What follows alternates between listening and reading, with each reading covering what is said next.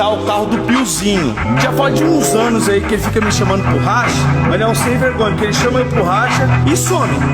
Piozinho, ó, tô aqui na frente do seu carro, ó. Eu te desafio pro racha, meu amigo, vem. O seu GTR contra o meu. Te aguardo em Londrina. Acabou essa discussão. Eu vou lá e nós vamos resolver esse racha pessoalmente, tá? É isso, Renatão. Aceitei. A Mona Lisa tá mais forte do que nunca.